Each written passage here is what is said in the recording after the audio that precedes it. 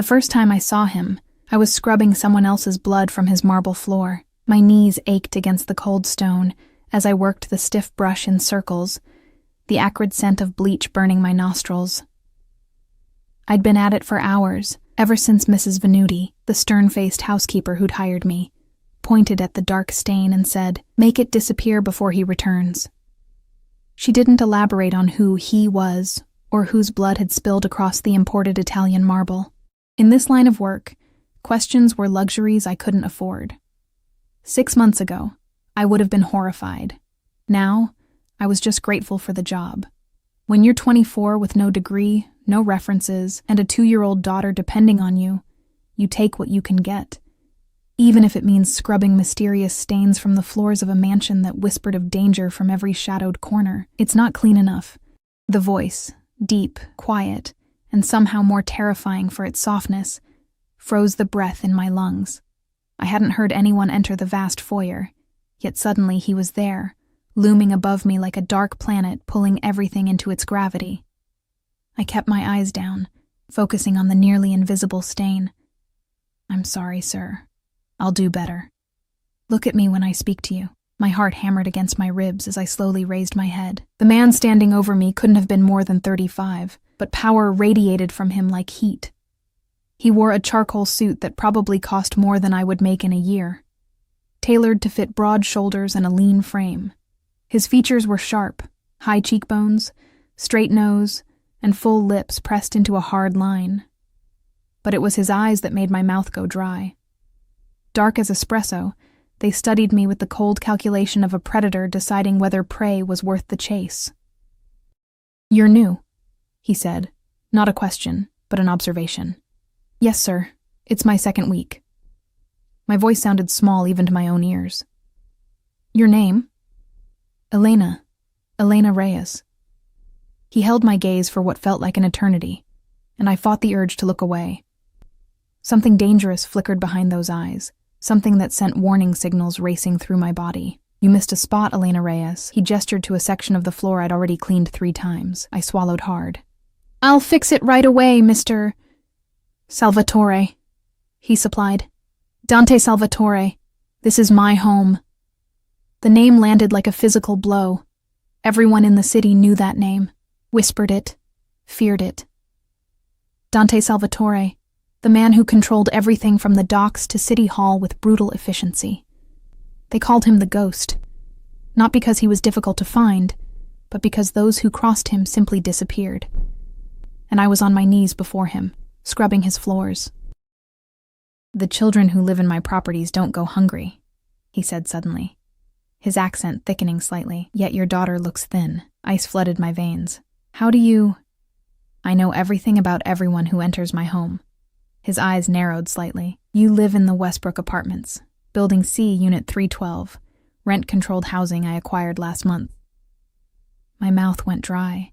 The fact that he knew about Lily, that he'd seen her, made me feel exposed in a way that transcended physical nakedness. She's fine," I stammered. "We're fine." His expression didn't change, but something shifted in those dark eyes. "Finish here, then report to the kitchen. Mrs. Venuti will have a package for you to take home." Before I could respond, he turned and walked away, his footsteps silent on the marble floor I'd spent hours cleaning. I released a breath I hadn't realized I was holding, my hands trembling as I picked up the brush again.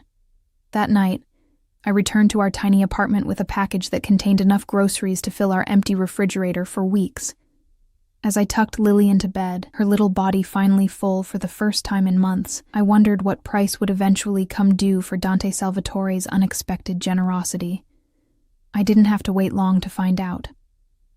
3 weeks later, I was assigned to clean the east wing of the mansion, the private quarters. Mrs. Venuti handed me the key card with thinly veiled suspicion. "Mr. Salvatore specifically requested you," she said, her Italian accent thickening with disapproval. "Touch nothing beyond what needs cleaning. The security cameras see everything." The warning was unnecessary. I'd spent enough time in the mansion to understand the unspoken rules. Look, but don't see. Hear, but don't listen. Know, but don't speak. The east wing was different from the rest of the house. where the main areas were designed to impress with their cold opulence. These rooms felt almost lived in, a book left open on a side table, a glass with fingerprints still visible on its surface, signs of humanity in a place that otherwise felt like a museum to wealth and power. I was changing the sheets on the massive four-poster bed when I heard the door open behind me. I didn't need to turn around to know who it was. Something in the air changed when he entered a room, like the pressure dropping before a storm. "Your efficiency has been noted," Dante said, his voice closer than I expected.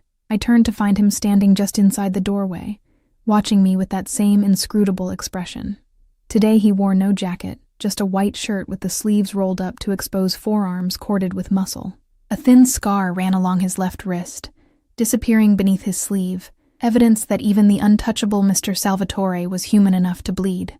"Thank you, sir," I replied, keeping my voice steady despite the nervous flutter in my chest. "You haven't asked about the food." I smoothed the silk sheets, buying time. "It's not my place to question your generosity. Look at me, Elena." I obeyed, though everything in me screamed to keep my eyes down, to make myself invisible. When I met his gaze, I was surprised to find something almost like curiosity there. "Most people want something from me," he said. "They take what I offer and immediately ask for more. Yet you've said nothing." "I have Lily to think about," I admitted. "Pride is a luxury for people who don't have children to feed." Something shifted in his expression, a softening so slight I might have imagined it. "How did you end up here scrubbing my floors?" The question caught me off guard. No one in this house had ever asked about my life before. "Bad choices," I said simply. "A man who disappeared when I got pregnant. Medical bills I couldn't pay. The usual story." "What happened to your back?" The question hit me like a physical blow. My hand instinctively reached toward my shoulder blade, where I knew the edge of a scar was visible beneath the collar of my uniform. I'd been careful, so careful, to keep them covered. "I don't know what you mean," I lied, heart pounding so hard I was certain he could hear it. In 3 smooth strides, he closed the distance between us. I flinched instinctively, a reaction born from years of experience. His eyes narrowed at my response, cataloging it with cold precision. "Don't lie to me, Elena." His voice was soft, but carried an edge sharp enough to draw blood. "I saw them when you were reaching to dust the top shelf in the library. Burns, if I'm not mistaken." Shame burned through me, hot and suffocating. Those scars were my secret, the physical reminder of the worst night of my life. The night I learned exactly what Lily's father was capable of when I told him I was keeping the baby. "It was a long time ago," I whispered. Dante's expression didn't change, but the air around him seemed to vibrate with a cold, controlled fury. "Who?" "It doesn't matter anymore. It matters to me." The possessiveness in those 4 simple words should have terrified me. Instead, something else unfurled in my chest, something dangerous and warm. "Why would you care about the scars of a woman who cleans your floors?" I asked, immediately regretting my boldness. But instead of anger, a smile ghosted across his lips. Gone so quickly I might have imagined it. "Perhaps I've developed an inconvenient interest in what belongs to me." "I don't belong to you," I said, the words escaping before I could stop them. His eyes darkened. "Everyone in this house belongs to me, Elena. The sooner you accept that reality, the easier your life will be." He reached out, and I fought the urge to step back as his fingertips brushed against the edge of my collar, just barely touching the raised skin of my scar. The contact sent electricity racing down my spine. "Tomorrow, you'll begin working exclusively in my private quarters," he said, withdrawing his hand. "Your pay will be doubled.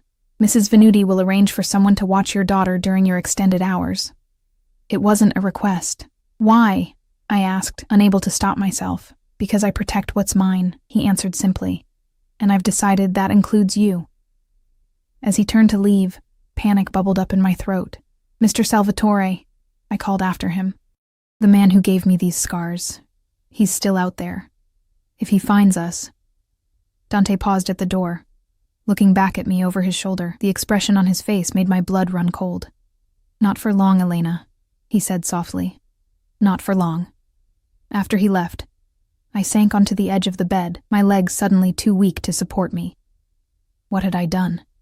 In a moment of weakness, I'd revealed too much, drawn the attention of a man who destroyed people as casually as others might swat flies. That night, as I held Lily close and breathed in her sweet, innocent scent, I couldn't shake the feeling that I'd made a terrible mistake, that I'd traded one dangerous man for another far more lethal.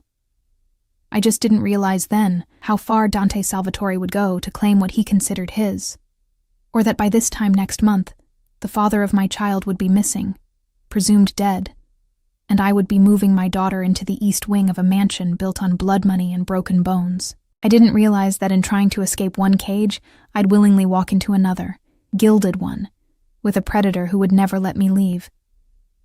The first time I saw the full extent of Dante Salvatore's power, I was standing in his kitchen at midnight, desperately trying to calm my screaming daughter. "Shh, baby, please," I whispered, bouncing Lily in my arms as she wailed, her small face flushed with fever. "You'll wake the whole house." We'd been living in the East Wing for 3 weeks. The transition had happened with frightening efficiency. One day I was cleaning Dante's floors. The next I was installed in a suite of rooms larger than any apartment I'd ever lived in, with Lily in a nursery that looked like it had been plucked from a luxury magazine. I never asked how he'd arranged it so quickly. Some questions were safer left unasked. Tonight, Lily's fever had spiked suddenly, her little body burning against mine as she cried in discomfort. I'd crept downstairs to find medicine, trying not to disturb the sleeping household. In Dante's world, I'd quickly learned that inconveniencing others could have consequences. "What's wrong with her?" The voice behind me sent ice through my veins. I turned to find Dante standing in the kitchen doorway, wearing only black pajama bottoms. In the dim light, I could see scars I'd never noticed before. A roadmap of violence across his chest and shoulders. Despite everything, my eyes lingered on the lean muscle of his torso before I forced myself to meet his gaze. "She has a fever," I explained, my voice strained as Lily continued to cry. "I was looking for children's medicine. I'm sorry we woke you." Instead of the annoyance I expected, something else crossed his face. Concern, perhaps, though it seemed foreign on his sharp features. "How high?" he asked, crossing to where we stood. 102.3. It came on suddenly. Without asking, he reached out and placed his hand gently against Lily's forehead. To my surprise, she quieted at his touch, her sobs reducing to whimpers as she blinked up at him with fever-bright eyes. "My doctor will be here in 15 minutes, he said, already reaching for his phone on the counter. "At midnight? That's not necessary. Elena." My name in his mouth was both warning and caress. When I say my doctor will come, he will come, regardless of the hour. True to his word, exactly 13 minutes later, an elderly man with kind eyes and a medical bag arrived at the kitchen door, not looking the least bit surprised to have been summoned to the Salvatore mansion in the middle of the night. As the doctor examined Lily, Dante stood watching with an intensity that should have been unsettling. Instead, I found myself drawing strange comfort from his presence, solid and unwavering in the sterile light of the kitchen. "An ear infection," the doctor finally pronounced, packing away his instruments. "Common in children her age. I've brought antibiotics and something for the pain." Relief washed through me, making my knees weak. Lily had fallen asleep against my shoulder, exhausted from crying and comforted by the medicine the doctor had administered. "Thank you," I whispered, knowing the words were inadequate. "I don't know how I'll pay." The doctor waved away my concern with a smile that didn't quite reach his eyes. "Mr. Salvatore takes care of his own," he said simply. After the doctor left, I expected Dante to return to his quarters, his duty fulfilled. Instead, he gestured for me to follow him into the adjacent sitting room, where a fire still smoldered in the massive stone fireplace. "Sit," he commanded, nodding toward a plush armchair. I obeyed, cradling Lily against me as she slept. Dante poured amber liquid from a crystal decanter into a glass and handed it to me. "Drink. It will help with the shock." "I'm not in shock," I protested. Even as I accepted the glass, his lips curved into something almost like a smile. "Your hands haven't stopped shaking since you came downstairs." I hadn't noticed until he mentioned it, but he was right.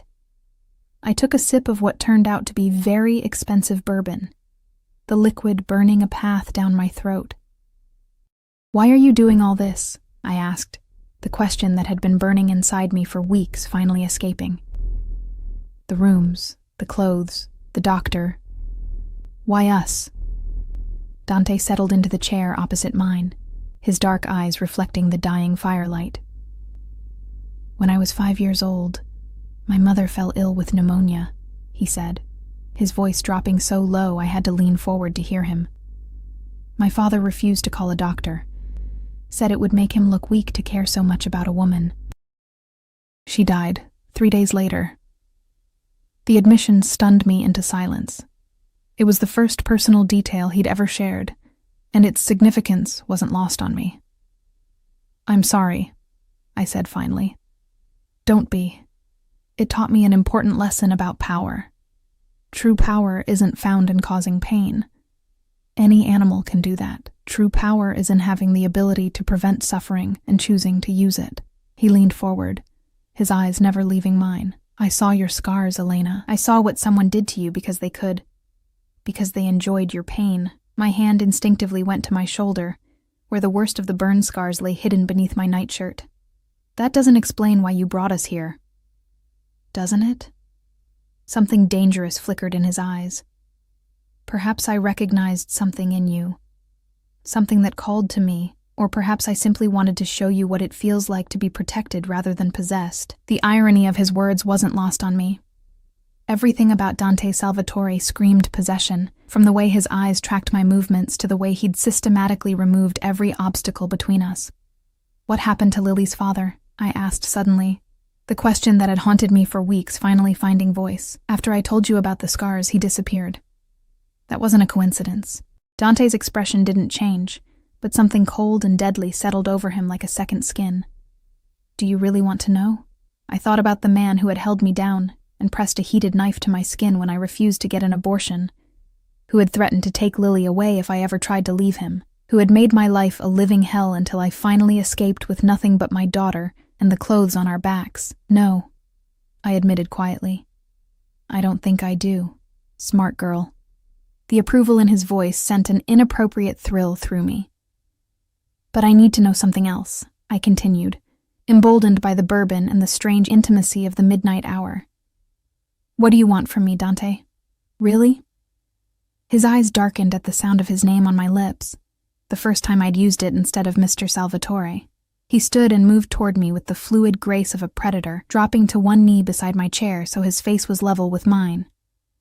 "What I want," he said softly, reaching out to brush a strand of hair from my face, "is for you to stop flinching when I come near you. What I want is for you to understand that not all men use their strength to break things." His fingers trailed down to the collar of my nightshirt, gently pulling it aside to reveal the edge of a scar. Unlike earlier times when shame had flooded me at the exposure, something else entirely coursed through my veins at his touch. "Your scars don't make you broken, Elena. They make you a survivor." His voice had dropped to a whisper, and I find that extremely compelling. The air between us changed, charged with something dangerous and electric. His face was inches from mine, close enough that I could feel his breath against my lips. For one wild, terrifying moment, I thought he might kiss me, and worse, that I might let him. Instead, he stood abruptly, putting distance between us. "Get some rest. The doctor will return tomorrow to check on Lily." He was gone before I could respond, leaving me breathless and confused, with a sleeping child in my arms and the lingering warmth of his touch on my skin. The next morning, a package arrived for Lily, a stuffed bear nearly as big as she was, along with a collection of children's books. There was no card, no message, but I knew who they were from. Just as I knew the designer clothes that had appeared in my closet the day after I'd moved in were his doing, or the piano that had been installed in our suite when I'd mentioned in passing that I used to play as a child. Dante Salvatore was courting me in his own strange, possessive way, through gestures rather than words, through protection rather than passion. I told myself it meant nothing to me, that I was simply taking advantage of his inexplicable interest to give Lily a better life. That when the time was right, we would leave this gilded cage and make our own way. I almost believed it, until the night of the gala. "You will attend with me," Dante informed me one morning as I poured his coffee, his tone making it clear this wasn't a request. The event honors the children's hospital my family has supported for generations. I don't belong at events like that, I protested. I'm your housekeeper. His eyes flashed with something dangerous. Is that all you think you are to me? The question hung between us, loaded with implications I wasn't ready to face. What else would I be? He stood from the breakfast table, coming to stand so close I could smell his cologne. Bergamot and sandalwood with undertones of something darker. That's what we'll determine tonight, he said softly. A car will collect you at 7. Mrs. Venuti will watch Lily. That evening, I stood before the mirror in my suite, barely recognizing the woman who stared back at me. The dress, delivered that afternoon without explanation, was a deep emerald that made my eyes look like amber in the low light. It hugged curves I'd forgotten I possessed after years of oversized t-shirts and practical uniforms. My dark hair, usually pulled back in a practical bun, fell in loose waves past my shoulders. For the first time in years, I looked like the woman I'd been before. Before the scars, before the fear, before I'd learned to make myself invisible. When I descended the grand staircase, Dante was waiting in the foyer below, his back to me as he spoke quietly to his driver. At some signal I didn't catch, he turned, and the expression that crossed his face as he looked up at me stole the breath from my lungs. Hunger, raw and undisguised. You look beautiful, he said, his voice rougher than usual. Thank you. The words came out as a whisper as he helped me into the waiting Bentley. His hand lingered on the small of my back, sending electricity racing up my spine. The car pulled away from the mansion, and I watched Dante from the corner of my eye, struck by how different he seemed outside the confines of his home. More alert, more controlled. If such a thing were possible for a man who already exuded absolute command. 2 black SUVs flanked our car. Security, I realized with a jolt. I'd never left the estate with Dante before, had never seen this aspect of his life. People will talk, I said suddenly, anxiety fluttering in my chest, about why you brought your housekeeper to a gala. His mouth curved into that barely there smile that never failed to quicken my pulse. Let them talk. In my world, Elena, perception is a weapon. Tonight, we shape that perception to our advantage. And what perception is that? His eyes met mine in the dim interior of the car, dark and intent. That you are under my protection, that anyone who touches you, his voice dropped to a dangerous whisper, touches me. The implication sent a shiver through me that had nothing to do with fear. Why would anyone want to touch me? Because you're mine, he said simply. And in my world, what belongs to Dante Salvatore is always a target. The Bentley slowed as we approached a grand hotel lit up like a beacon against the night sky. Before we pulled to a complete stop, Dante reached across the space between us and took my hand in his thumb tracing slow circles against my palm. There's something you should know before we enter, he said, his voice low. There will be people there tonight who know what you were to me before, a housekeeper. Nothing more. They'll assume I've taken you as a mistress. Heat flooded my cheeks. And have you? The question hung between us, charged with possibilities I'd refused to acknowledge until this moment. That depends, he replied, his eyes never leaving mine, on whether you want to be taken. The double meaning wasn't lost on me. Before I could respond, the car door opened, and Dante stepped out, extending his hand to help me. As I emerged, flashbulbs exploded around us. Photographers capturing the arrival of the notorious Dante Salvatore and his mysterious companion. His arm slid around my waist, pulling me against his side in a gesture that was both protective and possessive. Smile, he whispered against my ear, his breath warm against my skin.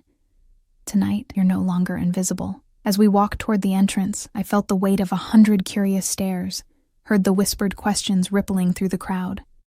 Who was this woman on the arm of the city's most dangerous man?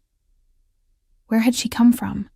What power did she hold over the untouchable Dante Salvatore? What none of them knew, what I was only beginning to understand myself, was that the real question wasn't what power I held over him. It was what power he'd already claimed over me. The ballroom glittered with wealth and power. Crystal chandeliers casting prismatic light over women dripping in diamonds, and men whose casual conversations shaped the city's future.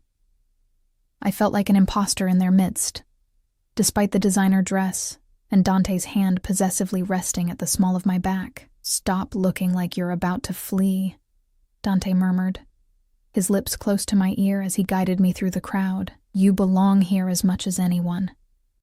"We both know that's not true," I whispered back. "I was scrubbing your floors a month ago." His grip tightened slightly, a subtle reminder of his strength. "And tonight you're on my arm, which makes you more powerful than half the people in this room. Remember that." Before I could respond, an older man with silver hair and sharp eyes approached us. Though he smiled, there was nothing warm in his expression, just calculation and barely disguised curiosity. "Dante," he greeted, his accent thick and Eastern European. "What a pleasant surprise. You rarely grace these events with your presence." "Victor." Dante nodded, his posture subtly shifting, becoming more guarded, more predatory. "The children's hospital is worth the inconvenience." Victor's gaze slid to me, assessing in a way that made my skin crawl. "And you've brought company. How unusual." "Elena," Dante said. "This is Victor Petrov. He controls the shipping routes north of the city." The introduction was pointed, a reminder of business boundaries rather than a social pleasantry. "Charmed," Victor said, taking my hand and bringing it to his lips before I could pull away. "I wonder where Dante has been hiding such a beautiful creature." "In plain sight," I replied, surprising myself with my boldness. Sometimes the most valuable things aren't locked away. Victor's eyebrows rose, and beside me, I felt rather than heard Dante's quiet approval. "Indeed," Victor said, releasing my hand. His eyes hardened as he turned back to Dante. "Speaking of valuable things, we should discuss the situation at the docks, privately." "Not tonight," Dante replied smoothly. "Tonight is for charity, not business." A flash of annoyance crossed Victor's face. "The matter is time-sensitive. Your absence from certain conversations has been noted." Something dangerous flickered in Dante's eyes. "Careful, Victor. Noting my activities too closely could be hazardous to your health."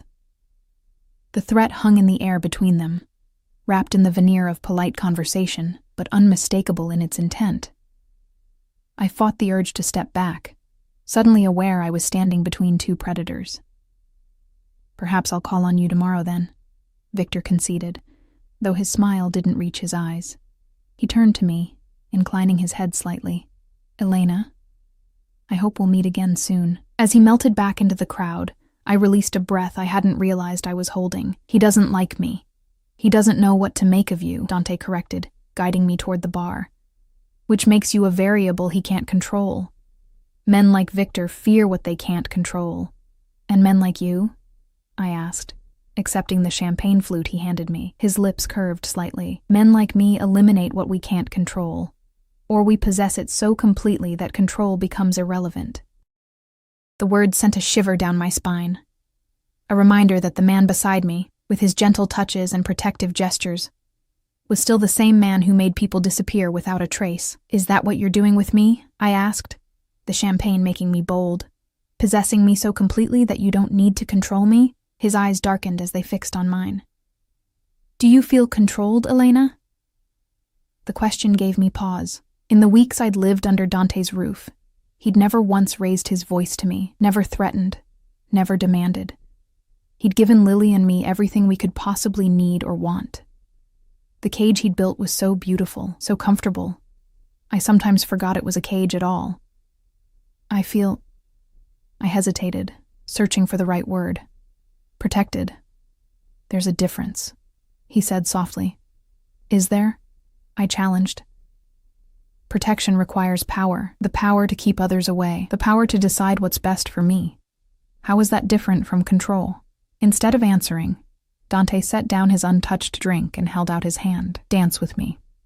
It wasn't a request, but I took his hand anyway, allowing him to lead me to the center of the ballroom where other couples moved in time to the orchestra's waltz. His arm circled my waist, drawing me against him with a possessiveness that should have frightened me. Instead, I found myself melting into his embrace, my body fitting against his as though designed for that purpose. "Control," he said, his voice low enough that only I could hear, is restriction. It's punishment and reward, action and consequence. Protection. His hand splayed against my lower back, warm through the thin fabric of my dress, is freedom within boundaries, the freedom to live without fear, to grow, to want. And which do you prefer? I asked, my voice barely above a whisper. His eyes held mine, dark and intent.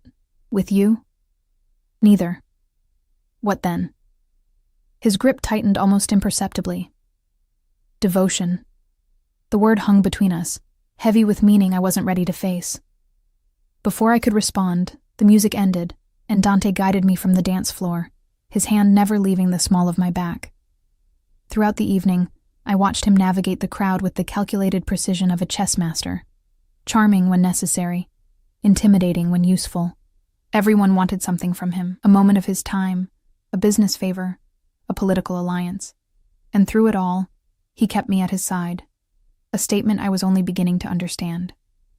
It was well past midnight when we finally left, the Bentley gliding through empty streets as I watched city lights blur past the window. The silence between us was charged with unspoken words, questions I didn't dare ask, answers he wasn't ready to give.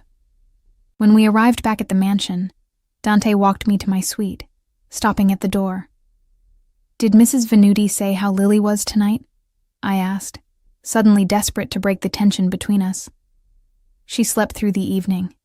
No fever. His eyes hadn't left my face since we entered the house. You should check on her. I nodded, reaching for the doorknob, only to feel his hand close gently around my wrist, stopping me. Elena. My name in his mouth was both question and command.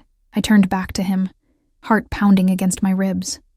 Yes, tonight, when Victor looked at you, when they all looked at you, do you know what they saw? I shook my head slightly. They saw a woman who holds power over me. His thumb traced slow circles against my pulse point. A woman I would kill for. The admission should have terrified me. Instead, heat pooled low in my stomach, a dangerous want I'd been trying to ignore for weeks. Is that true? I whispered. His answer was to lean forward, his lips brushing against my ear. Go check on your daughter, Elena. We'll finish this conversation another time. Then he was gone, leaving me breathless and confused at my own door.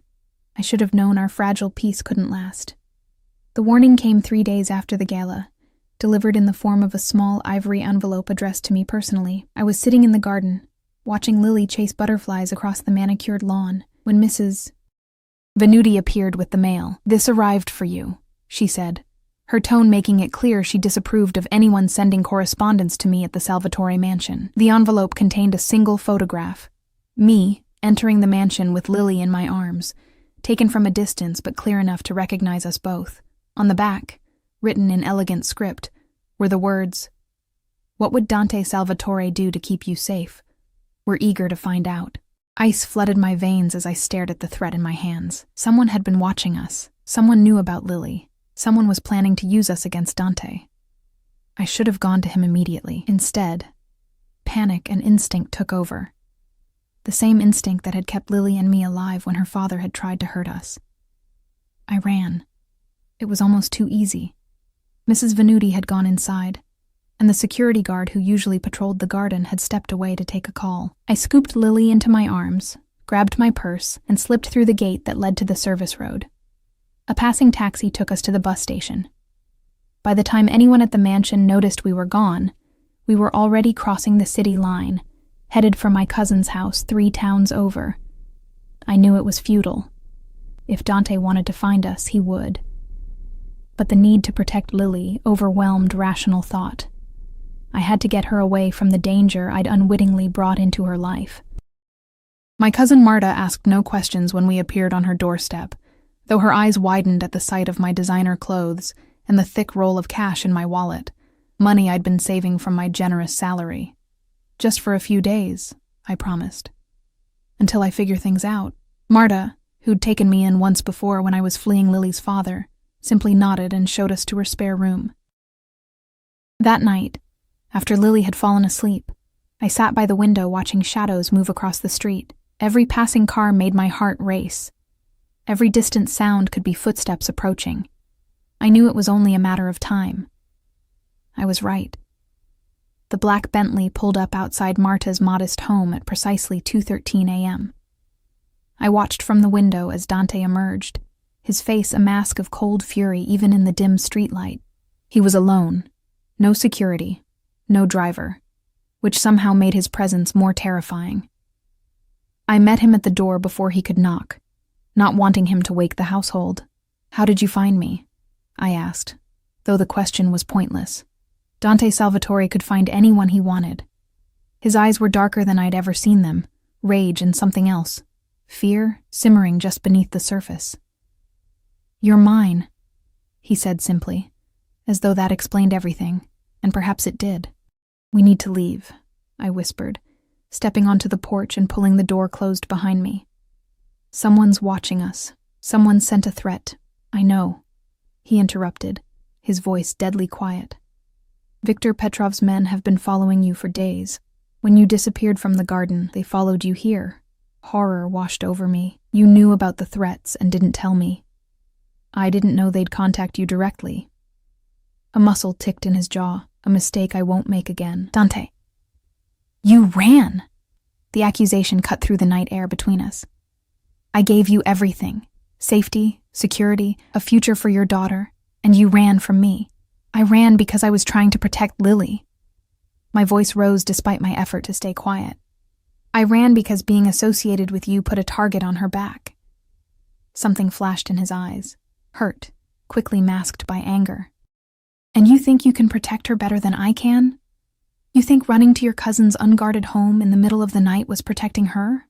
I think I'm her mother, and it's my job to keep her safe." "From me?"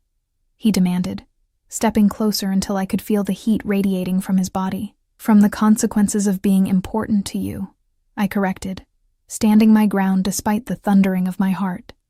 He was silent for a long moment, his eyes never leaving mine. When he spoke again, his voice had dropped to a dangerous whisper. "Get your daughter, Elena. We're going home." "And if I refuse?" The look he gave me was both tender and terrifying. "Then I'll remind you exactly what it means to belong to Dante Salvatore." Something in his tone sent heat racing through me, a primal response to the raw possession in his words. For a moment, I considered defiance. Imagined telling him that Lily and I would make our own way, that we didn't need his protection or his possessiveness. But the image of the photograph flashed through my mind, the threat implicit in those carefully written words. Whoever had sent it wouldn't stop because I'd left the mansion. If anything, we were more vulnerable now. "Give me 5 minutes," I said finally. Relief flickered across his face, so brief I might have imagined it. 3, he countered. "And Elena." His hand caught my wrist as I turned toward the door. "Don't make me come in after you." 15 minutes later, we were in the Bentley, Lily still miraculously asleep in the car seat that had appeared as if by magic. I sat rigid beside Dante, the silence between us heavy with unspoken accusations. "You frightened me," he said finally, his eyes fixed on the road ahead. "When Mrs. Venuti told me you were gone, I thought Petrov had taken you." The admission stunned me. I'd never heard Dante confess to fear before. Hadn't been sure he was capable of it. "I'm sorry," I whispered, meaning it. I panicked. His hand found mine in the darkness, fingers interlacing with a gentleness that belied the fury I'd seen earlier. "Don't ever run from me again, Elena. If you're afraid, if you're threatened, if you're uncertain, come to me. Always to me." I knew I should pull my hand away, maintain some semblance of the boundary between us. Instead, I found myself holding on tighter. "What happens now?" I asked. "With Petrov?" Dante's expression hardened, the brief vulnerability vanishing as quickly as it had appeared. "Now I remind Victor why crossing me is a death sentence." The cold certainty in his voice sent a shiver down my spine, a reminder that the man beside me, whose hand held mine with such tenderness, was still capable of unspeakable violence. "Will there be blood on your floors again?" I asked quietly. His eyes met mine briefly, dark and unreadable in the dim light of the car. "Not this time." He squeezed my hand gently. "This time there won't be anything left to clean up." As the Bentley glided through the night toward the mansion that had become our home, I realized with startling clarity that I was no longer afraid of Dante Salvatore. I was afraid of what I felt for him. Afraid of the way my heart raced when he entered a room. Afraid of how safe I felt in his presence, despite knowing what he was capable of. Most of all, I was afraid of the growing certainty that I didn't want to run anymore. Not from him, not from this life, not from the dangerous, consuming feeling that had taken root in my chest. Because somewhere between scrubbing his floors and sitting beside him in his car, I'd begun to crave the very cage I'd once feared. When we returned to the mansion that night, Dante carried Lily to her bed himself. I watched from the doorway as he laid her down with unexpected gentleness, his large hand smoothing her dark curls from her forehead. "She looks like you," he observed quietly, his eyes tracing her small features. "Everyone says that." I moved to stand beside him, drawn by the tenderness in his expression, a side of him so few people ever saw. "Good." His voice dropped lower. "It means there's nothing of him in her." The simple statement carried such weight. Acknowledgement of the pain in my past and fierce protection of my daughter's future in one breath. After tucking Lily in, Dante led me not to my suite, but to his private study. A room I'd cleaned but never been invited to enter as anything but staff. The space embodied him perfectly. Dark wood, leather-bound books, and floor-to-ceiling windows overlooking the expansive grounds. A crystal decanter of amber liquid sat on a side table, catching the low lamplight. "Drink," he said, pouring 2 glasses and handing one to me. "You need it." I accepted without argument, the events of the day catching up with me as exhaustion settled deep in my bones. The whiskey burned pleasantly down my throat, warming me from the inside. "We need to discuss what happens next," Dante said, watching me over the rim of his glass. "With Petrov?" "With us." The 2 simple words hung in the air between us, charged with possibility. I took another sip of whiskey, buying time to gather my thoughts. "I don't know what you want me to say," I admitted finally. Dante set his glass down and closed the distance between us, taking my face in his hands with a gentleness that belied the strength I knew he possessed. "Say you'll stay," he murmured, his eyes never leaving mine, "not as my housekeeper, not as a woman under my protection, but as mine, Elena." Completely mine. My heart hammered against my ribs, his proximity making it difficult to think clearly. "And what does that mean exactly, to be yours?" "It means no more pretending." His thumb traced the curve of my cheek, sending electricity racing along my skin. "No more separate suites, no more boundaries between us. And Lily? She's been mine since the moment you both crossed my threshold." The possessiveness in his voice should have frightened me. Instead, it ignited something warm and dangerous in the pit of my stomach. "Dante." Whatever I might have said was lost as his mouth claimed mine, the kiss at once gentle and devastating. His lips moved against mine with practiced skill, coaxing rather than demanding, though the barely restrained power behind the gesture was unmistakable. I should have pulled away, should have reminded myself who he was, what he was. Instead, I found myself melting against him, my body betraying every rational thought as my arms wound around his neck. When we finally broke apart, both breathless, his eyes had darkened to obsidian.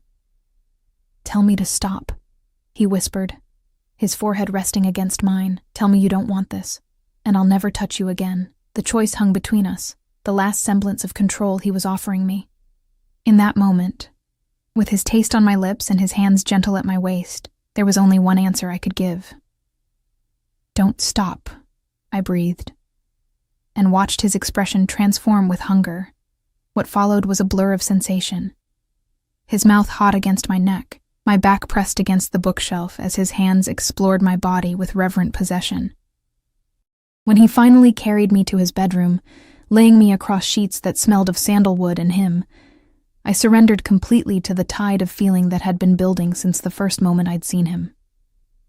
"You're mine now, Elena," he whispered against my skin, the words both promise and warning.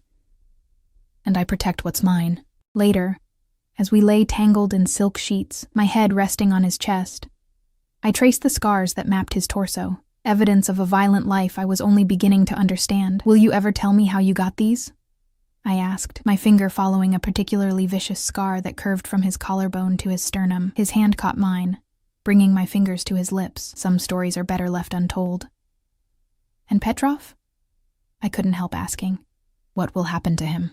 Dante's expression hardened, the lover receding as the dangerous man I'd first met resurfaced.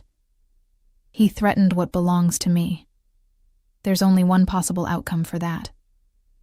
A shiver ran through me, not entirely of fear. You'll kill him? I'll destroy him, he corrected. Completely. Irreversibly. His business, his reputation, his life. All of it gone by this time tomorrow. The cold certainty in his voice reminded me of what I'd chosen, of who I'd chosen. Dante Salvatore, who commanded an empire built on blood and power, who could be gentle with my daughter one moment and order a man's execution the next. Does that frighten you? He asked, studying my reaction with those perceptive dark eyes. I considered lying, but he would see through it instantly. Yes, I admitted, but not the way it should. His lips curved into that rare, genuine smile that made my heart skip. Good. A healthy fear will keep you alive in my world, Elena. Is that what this is now? Your world? His hand cradled my face, thumb brushing across my lower lip. Our world. And I'll burn down anyone who tries to take it from us. The words were both beautiful and terrible. A promise of protection wrapped in violence. Yet as I drifted to sleep in his arms, I couldn't deny the sense of rightness, of belonging that had settled over me. For better or worse, I had chosen my cage and the man who held the key. The peace we found that night lasted exactly 27 hours. I was in the garden with Lily, watching her chase butterflies across the manicured lawn, when Mrs. Venuti appeared at my side, her usually stern expression replaced with something that might have been concern. Mr. Salvatore requires you in his study, she said, her accent thickening with tension. Immediately. Something in her tone sent alarm racing through me. What's happened? Her eyes flickered to Lily. I'll watch the child. Go. Now. I hurried through the mansion, my mind racing with possibilities, each worse than the last. When I reached Dante's study, the door was ajar, voices carrying from within. Dante's, cold with controlled fury, and another I didn't recognize. I knocked once, then pushed the door open to find Dante standing behind his desk, his posture rigid with tension. Across from him stood a man in an expensive suit, his back to me. Elena. Dante's eyes met mine, something like warning flashing in their depths. Come in and close the door. As I stepped further into the room, the visitor turned and the floor seemed to drop from beneath my feet. The face that had haunted my nightmares for years. Sharp features, cold blue eyes, cruel mouth, smiled at me with practiced charm. Hello, Elena, said the father of my child. It's been a while. My throat closed, panic stealing my voice as my eyes darted frantically to Dante. This wasn't possible. David was supposed to be gone, disappeared, or worse. Dante had promised me. What are you doing here? I finally managed, hating the tremor in my voice. David's smile widened, revealing perfect white teeth. Is that any way to greet the father of your child? After all this time, Mr. Reed claims he's been searching for you, Dante said, his voice deceptively calm. Only the murderous glint in his eyes betrayed his fury, for the daughter, he says, was stolen from him. Understanding crashed over me like ice water. David hadn't come for me. He'd come for Lily. My hand instinctively went to the scar on my shoulder, the memory of that night burning fresh in my mind. You have no right, I whispered, my fear giving way to anger. You wanted me to abort her. You held me down and... My voice broke. Ancient history, David waved dismissively. I've changed, gotten help for my anger issues. I have rights, Elena. Legal rights to my daughter. You threatened to kill her if I didn't get rid of her, I spat, finding strength in my rage. You burned me when I refused. David's expression didn't change, but something ugly flashed in his eyes. Allegations without proof, from a woman with documented mental health issues. I have witnesses who'll testify to your instability during our relationship, Elena. Who do you think a judge will believe? Horror washed over me as I realized what he was doing. He didn't care about Lily, had never cared about her. This was about control, about punishing me for escaping him. "That won't happen," Dante interjected, his voice deadly soft. "Elena and Lily are under my protection now." David turned to him with practiced insolence. Yes, the notorious Mr. Salvatore. I've heard all about your arrangement with my former girlfriend. Tell me, how much did you pay for her?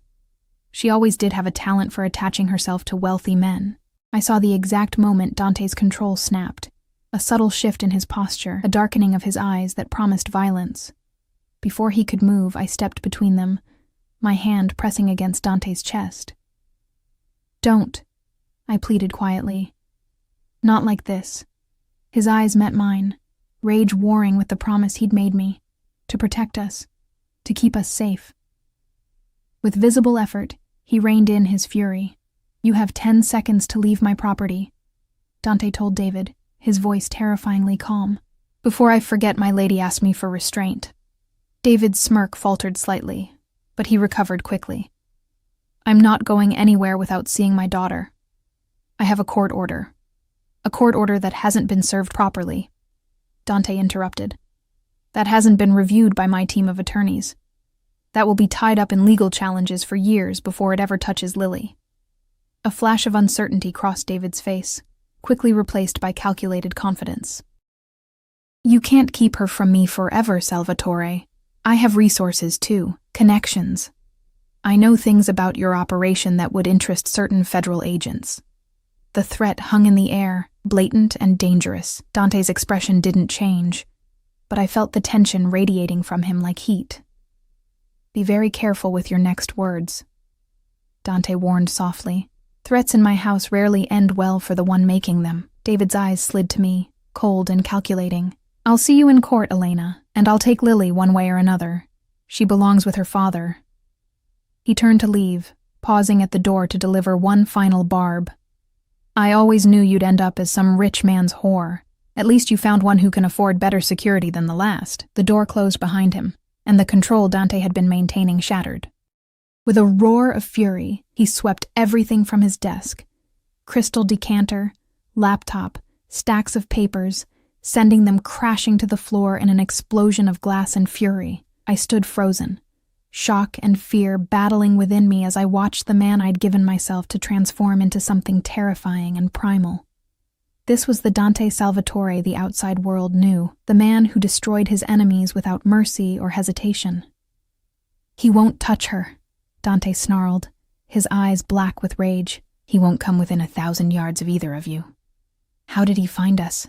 I whispered, wrapping my arms around myself as tremors began to shake my body. "How did he know where we were?" Dante crossed to me in 3 quick strides, his hands gentle as they framed my face despite the fury still evident in every line of his body. "Petrov," he said grimly. "This is his counter move. He couldn't get to me directly, so he found the one person who could hurt you most." "But how?" "Money," Dante said simply. "Enough money can find anyone, Elena, even a man who disappeared." Cold realization settled over me. "You didn't kill him." It wasn't a question. "When I told you about the scars, about what he did, you didn't kill him." Something like regret flashed across Dante's face. "I had him beaten, warned, paid to stay away from you and Lily forever." His jaw tightened. "A mistake I won't repeat." Fear clutched at my chest, not for myself, but for the man before me. "Dante, no. If anything happens to him now, after he threatened you publicly, came to your house, I don't care." He interrupted, his voice rough with emotion. "I let him live once, and he came back to threaten what's mine. There won't be a second chance." Panic rose within me as I realized what he was planning. "They'll connect it to you. They'll take you away from us." His expression softened slightly as he looked down at me. "No one takes me from what's mine, Elena. Not the police. Not the feds.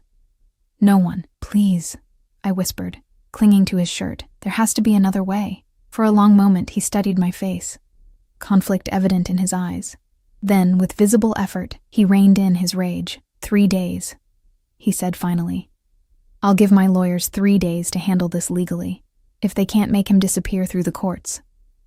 His expression hardened. "Then I'll make him disappear my way." Relief flooded me, temporary though it might be. Thank you. His hand stroked my cheek, a gesture at once tender and possessive. Don't thank me yet, Elena. One way or another, the father of your child will be gone from your life by the end of the week. The only question is whether he'll be breathing when he goes. As he pulled me against his chest, his heartbeat strong and steady beneath my ear, I realized with startling clarity that I didn't care which option Dante chose. All that mattered was keeping Lily safe, protecting her from the man who'd threatened her life before she was even born. And if that protection came with blood on Dante Salvatore's hands, I would learn to live with it. Because somehow, between the scars and the fear and the desperate need for safety, I'd fallen in love with the most dangerous man in the city. A man who called me his, who would kill to protect what belonged to him. A man who might lose everything, his freedom, his empire, his life, because of the choice I'd made to stay. I'll take Lily and go, I whispered against his chest. Somewhere he can't find us. You can arrange it. New identities. A new life.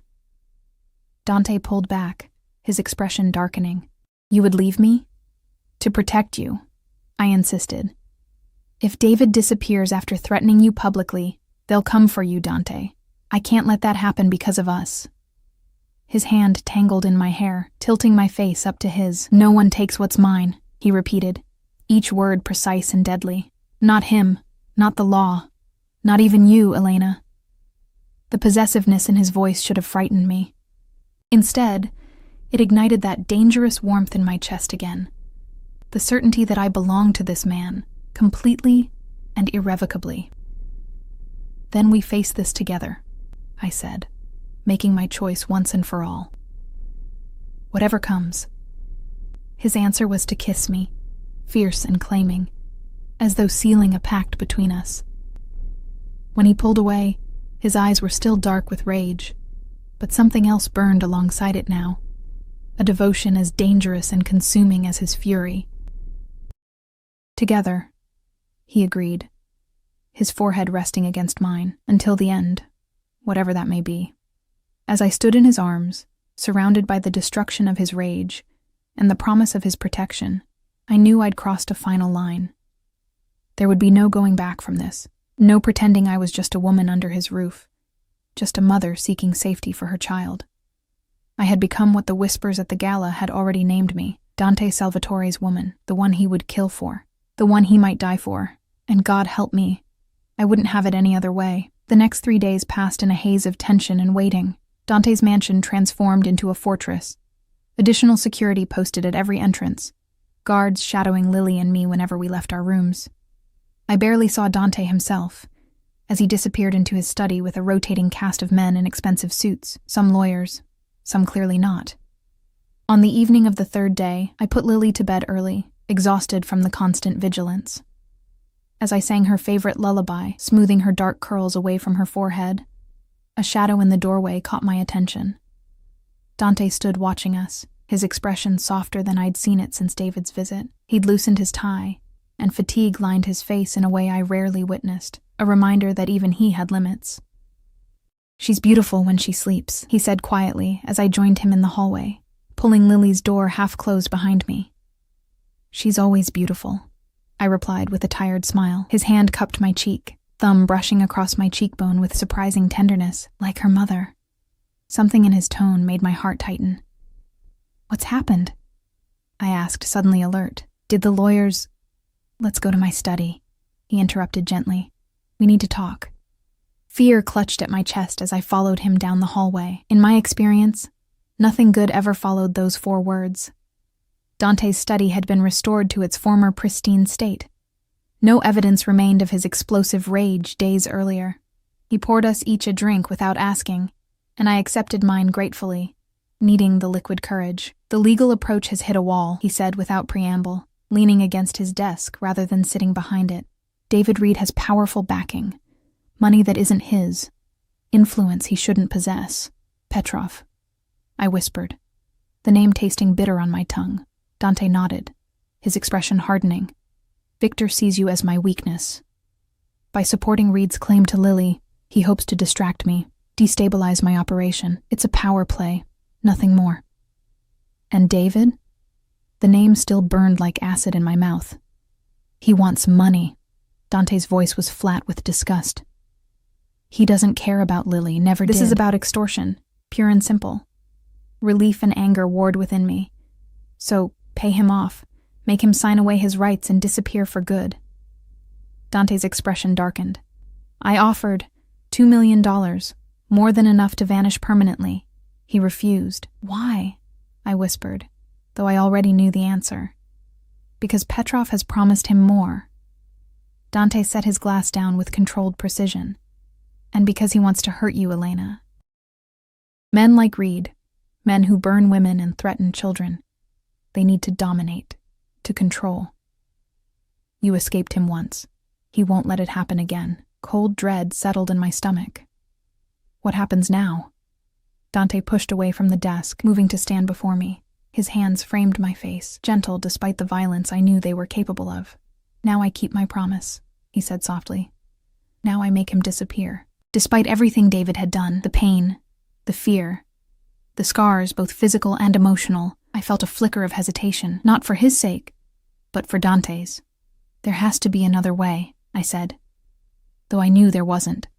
The police would need evidence of his abuse, Dante interrupted gently. Evidence that doesn't exist because you never reported it, because you were too afraid, too isolated.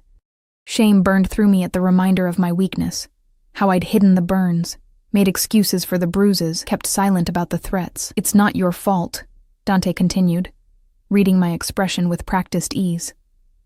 Survivors do what they must, but legally, without documentation, your word against his isn't enough, especially with Petrov's lawyers painting you as unstable. And if you kill him? I asked, my voice barely above a whisper. What happens to us then? Something shifted in Dante's expression. A softening. A vulnerability I rarely glimpsed. I have a confession to make, Elena. He took my hands in his touch uncharacteristically hesitant. I've been planning for this moment since the day you told me about your scars. Confusion furrowed my brow. What do you mean? Reed's disappearance was always inevitable, he explained. From the moment I understood what he'd done to you, what he'd threatened to do to Lily, his fate was sealed. The only variable was timing. Then why wait? I asked. Why give him the chance to find us? Because I needed you to choose me, he said simply. Not just as protection, not just as safety, but as the man you wanted. I needed to know you'd stay when he was gone, that you weren't with me only because you were running from him. The admission stunned me into silence. All this time, I'd believed Dante had spared David out of some misplaced mercy, some attempt to keep his hands clean for my sake. The truth was both simpler and more complex. He'd been waiting for me to give myself to him completely. And now? I asked, my voice unsteady. Now everything is in place, he said, his thumbs tracing circles on the backs of my hands. A hunting accident in the mountains, a body that will never be found, witnesses who'll swear I was here, with you, when it happened. The clinical precision with which he described murder should have horrified me. Instead, I felt only a terrible, overwhelming relief, the promise of freedom from the shadow that had haunted us for years. No one will ever connect it to you. I needed reassurance, not for my conscience, but for our future. No one, he promised. Not even Petrov, though he'll suspect. But suspicion isn't proof, and without Reed to manipulate, his leverage is gone. I searched his face, looking for any sign of doubt, any indication that he wasn't certain of success. I found none, only that calm, deadly confidence that had drawn me to him from the beginning. When? I asked, the single word carrying the weight of my consent. Tonight. He brushed a strand of hair from my face, tucking it behind my ear with surprising tenderness. It's already in motion. I should have felt something. Horror, guilt, fear.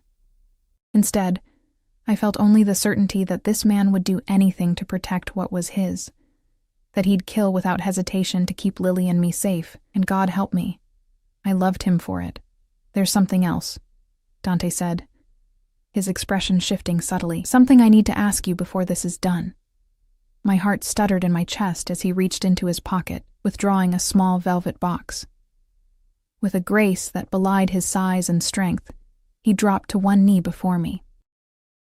"Elena Reyes," he said, opening the box to reveal a diamond ring that caught the light like captured fire.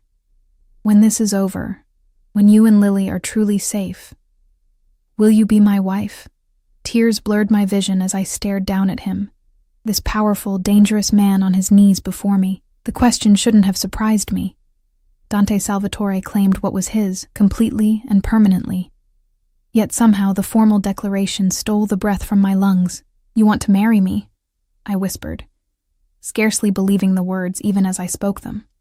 "I want to give you my name," he replied, his eyes never leaving mine. "I want Lily to be my daughter in every way that matters. I want the world to know that you belong to me, and I to you." There were 1,000 reasons to refuse. His world of violence and power, the blood on his hands, the enemies who would always see us as leverage against him, yet in that moment, none of them mattered. "Yes," I said, the word escaping on a breath. "Yes, I'll marry you." His smile, rare and genuine, transformed his face as he slid the ring onto my finger. The diamond was enormous, ostentatious in a way that would have embarrassed me months ago. Now I recognized it for what it was. A declaration of possession, a warning to others, a promise of protection. Dante rose to his feet, pulling me against him in a kiss that was at once tender and claiming. When he finally broke away, his expression had shifted back to dangerous resolve. "Wait for me in our bed," he murmured, his hands lingering at my waist. "This will be over by morning." As I watched him leave the study, phone already at his ear as he issued quiet commands, I felt a strange sense of peace settle over me. Tonight, David Reed would disappear from our lives forever. Tomorrow we would begin a new chapter, not as the broken woman who'd scrubbed blood from Dante's floors, but as the future Mrs. Salvatore. The cage had become a fortress, and I had finally stopped fighting the bars. Dante didn't return until dawn, slipping into our bed as the first pale light filtered through the curtains. I stirred at his presence, reaching for him instinctively. "Is it done?"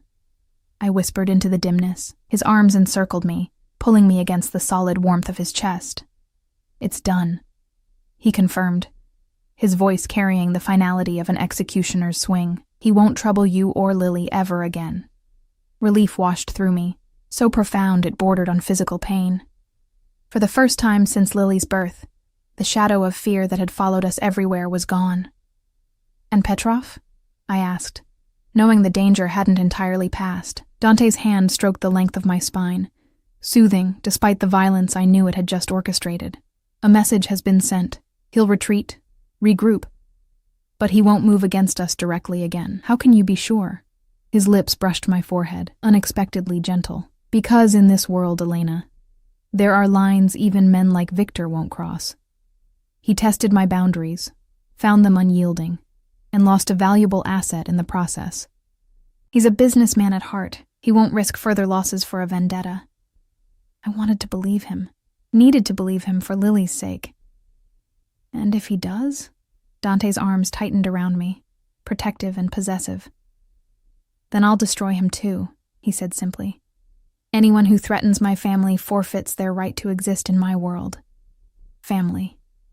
The word echoed in my mind, sweet and powerful. Somehow, in the chaos of blood and fear and desperate need for safety, we had formed something I'd never truly had before. A family built on protection rather than pain, on possession rather than control. "When do you want to get married?" I asked, changing the subject to something brighter, something that looked toward future rather than past. I felt Dante's smile against my hair. "As soon as possible. A month, perhaps 2 for preparations. Nothing extravagant, just family and my closest associates." The casual mention of family gave me pause. "Do you have family? You've never mentioned them." A moment of silence followed, long enough that I thought he might not answer. "A sister," he said finally, "in Milan with her husband and children. We speak rarely, for her safety more than mine." I absorbed this new information, this glimpse into the man behind the power. "Will she come for the wedding?" "She'll come," he confirmed. Francesca has been waiting a long time for me to find someone worth bringing into the family. Warmth bloomed in my chest at the thought that I might be worthy of such consideration. that this powerful, dangerous man had chosen me not just for my body or my vulnerability, but for something deeper. "And Lily?" I asked. "Will you adopt her?" Dante shifted, propping himself up on one elbow to look down at me, his expression serious in the growing light. "If you'll allow it. I want her to have my name, my protection, my legacy. I want to be her father in every way that matters." Tears pricked at my eyes, unexpected and overwhelming. The image of Dante, who could order a man's death without flinching, teaching Lily to ride a bike, reading her bedtime stories, walking her down the aisle someday, was almost too much to bear. "She already loves you," I whispered, reaching up to touch his face. "She lights up when you enter a room." Something vulnerable flashed across his features, gone so quickly I might have imagined it. "And you, Elena? Do you love me? Not just for the safety I provide, not just for what I can give you, but for who I am." The question caught me off guard. Dante Salvatore, who commanded an empire with absolute authority, who killed without hesitation to protect what was his, was asking if I loved him, as though there was any doubt. "Yes," I answered, the truth of it settling in my bones. "God help me. I love every part of you, even the parts that terrify me." Relief softened his expression, and he lowered his mouth to mine in a kiss that was surprisingly gentle. "Good," he murmured against my lips, "because I've loved you since the moment I saw you scrubbing my floors. So determined, so broken, yet still fighting." We made love as the sun rose, his touches gentle despite the night's violence, as though reminding both of us that his hands could create pleasure as easily as they dealt death. Afterward, as we lay tangled in sheets damp with sweat, his fingers traced the scars on my back, not with pity, but with reverence. "These are badges of honor," he said quietly. "Proof that you survived, that you protected our daughter when no one else would. Our daughter." The simple phrase brought fresh tears to my eyes. "I want more," I confessed, the words escaping before I could reconsider them. "More children. A brother or sister for Lily." Dante's hand stilled against my skin, his eyes finding mine with an intensity that stole my breath. "You would bear my children?" The vulnerability in the question broke my heart a little. For all his power, all his wealth, he still couldn't quite believe that I had chosen him completely. "Yes," I whispered, bringing his hand to my stomach. "I want to carry your child, Dante. I want to build a family with you." The smile that transformed his face was like sunrise breaking through storm clouds, rare and breathtaking. "Then we'll start trying immediately," he declared, rolling me beneath him once more. "I'm a very determined man, Elena. I always get what I want." I laughed, the sound light and free in a way I hadn't felt in years. "So I've noticed." Later that morning, as Dante and I sat at breakfast with Lily babbling happily between us, I caught him watching us with an expression I'd never seen before. Contentment, perhaps, or something close to peace. "What are you thinking?" I asked, reaching across the table to take his hand. His fingers interlaced with mine, strong and steady. "That some men spend their lives accumulating wealth, power, territory, believing these things will fill the emptiness inside them." His eyes met mine, dark and sincere. I was one of those men, until I found something worth more than all of it. "And what's that?" I asked, though I already knew the answer. His gaze moved from me to Lily, then back again, his expression softening in a way few people would ever witness. "A family to protect," he said simply. "A reason to come home." As I looked at him across the breakfast table, this dangerous, complicated man who had killed for us, who would kill again without hesitation if necessary, I realized we had both found what we truly needed. He had found something worth more than power. I had found something better than safety. We had found each other. 6 weeks later, I became Elena Salvatore in a small ceremony overlooking the Mediterranean at Dante's villa in Sicily. Lily, resplendent in a white dress that matched mine, threw flower petals with reckless abandon and called Dante Papa for the first time. That night, as we stood on our private terrace under a canopy of stars, Dante's arms encircled me from behind, his hand splaying possessively across my still flat stomach. "My wife," he murmured against my neck, the words filled with satisfaction. My family. I leaned back against his solid strength, feeling safer and more cherished than I'd ever imagined possible. The scars on my back no longer burned with shame, but spoke of a journey that had led me here, to this man, this life, this unexpected happiness. No regrets? He asked, a rare note of uncertainty in his voice. I turned in his arms, reaching up to frame his face with my hands. None, I promised, meaning it completely. Every scar, every struggle, every moment of fear, they were all leading me to you. His kiss was gentle, reverent, a promise of protection that would never falter, of possession that would never waver. And as the stars shone overhead and the Mediterranean waves crashed against the rocks below, I surrendered completely to the truth I'd been fighting since the first moment I saw him. Some cages weren't meant to be escaped. Some were meant to be called home.